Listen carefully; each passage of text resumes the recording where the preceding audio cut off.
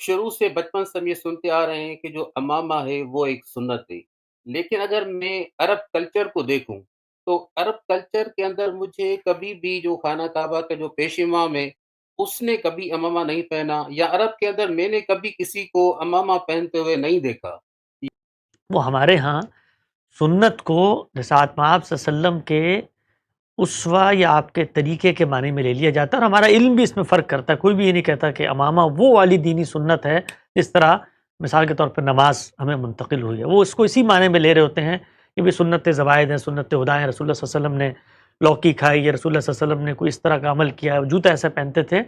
وہ اسی معنی میں لیتے ہیں کہ ایک آدمی کا طریقہ کار کیا تھا، ایک آدمی کس طریقے سے جامہ زیبی کرتا تھا، اس کے معمولات کیا تھے، ان سب چیزوں کو ایک جامع عنوان دے دیا جاتا ہے سنت کا۔ یہ کوئی دینی حیثیت نہیں ہوتی، یہ تاریخی حیثیت ہی ہوتی ہے، اس میں بیان کیا جا رہا ہوتا ہے۔ جہاں تک بات ہے آپ صلی اللہ علیہ وسلم کے اپنے بود و باش کی، آپ کی جامہ زیبی کی، تو شمائل کی کتابوں میں اس کی تفصیلات آئی ہیں، آپ پڑھنا چاہیں تو پڑھ سکتے ہیں، آپ کیسے دکھتے تھے، آپ کیا کھاتے تھے، آپ کیا اوڑھتے پہنتے تھے، تو اس کے اندر میرے علم کی حد تک یہ چیزیں آئی ہیں کہ آپ امامہ بھی باندھتے تھے، اور اس زمانے میں یہ کلچر تھا عرب کا، ظاہری بات ہے آپ کو دینی حیثیت میں یہ کام نہیں کرتے تھے، نہ آپ نے کوئی لباس کے معاملے میں کوئی الگ طرز عمل اپنایا۔ بہت سارے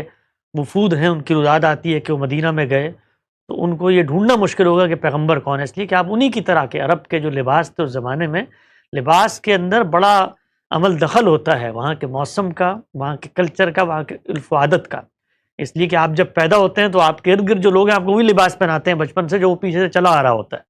تو کوئی اسلامی نظام لباس نام کی کوئی چیز نہیں ہے، یہ آپ صلی اللہ علیہ وسلم کا لباس تھا، ہمیں اس لباس سے محبت ہے۔ کوئی شخص اس لباس کو پہننا چاہتا ہے اس نسبت سے کہ اللہ کے پیغمبر پہنتے تھے، اللہ اس کو اجر دے، لیکن وہ اس کو دینی حیثیت سے بیان کرے گا تو یہ دین میں احداث ہوگا، اس طرح کا کام نہیں کرنا چاہیے۔ باقی کلچر تبدیل بھی ہوتے رہتے ہیں عرب کے اندر، اس زمانے میں جو وہاں پر لوگ رہتے تھے ان کا کیا تھا، جو بادیہ میں رہتے تھے جن کو آپ وہاں کے بدو کہتے ہیں ان کا کیا تھا، جو سفر کرتے تھے زیادہ وہ کیا کرتے تھے۔ تو یہ جو آج کل روایت رائج ہے، یہ عام طور پہ رومال اوڑا جاتا تھا تاکہ وہ منہ پہ کر لیا جائے، اس لیے کہ جس وقت مٹی کے طوفان آتے تھے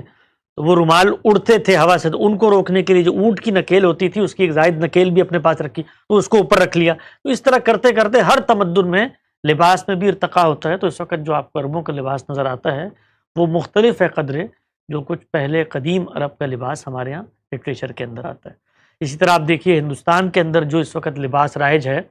وہ یہاں کے جو پرانے باسی تھے ان کا لباس ہے اصل میں، ایک کھلے پجامے اور ایک چھوٹی قمیضیں۔ آپ پڑھیے یہ آتا ہے دارالعلوم دیوبند میں مولانا مناظر حسن گیلانی نے علماء دیوبند کے لباس کی ایک تصویر کھینچی ہے، تو وہ وہی لباس تھا اس زمانے کے جو ہندو پہنا کرتے تھے۔ تو ہوتا یہ ہے کہ جس وقت کوئی ایک لباس اپنا لیا جاتا ہے، ایک مذہبی روایت اپنا لیتی ہے تو پھر وہ صلحاء کا لباس مشہور ہو جاتا ہے، اور پھر وقت گزرتا ہے تو اس کے ساتھ ساتھ اس کی ذرا تنقید بھی ہوتی رہتی ہے۔ تو ہمارے یہاں اس وقت جو آپ کو یہ لباس نظر آتا ہے بر صغیر پاک و ہند میں،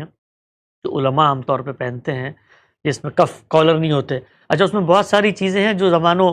مکان سے واقع ہو جاتی ہیں۔ مثلا انگریزوں کے ہاں چونکہ پینٹ کوٹ اور ٹائی کا رواج تھا تو ٹائی کو چھپانے کے لیے وہ آپ کے جو کف والے کالر ہوتے ہیں وہ بنتے تھے، جو شرٹ کالر کہتے ہیں، تو انگریزوں سے نفرت تھی تو اس کی وجہ سے جو مسلمان تھے انہوں نے اس کو ذرا کم کم اپنایا، بالخصوص صلحاء نے، تو وہ کرتے کرتے آگے روایت بن گئی۔ تو اس طرح کی چیزوں کا دین سے سرے سے کوئی تعلق ہی نہیں ہے۔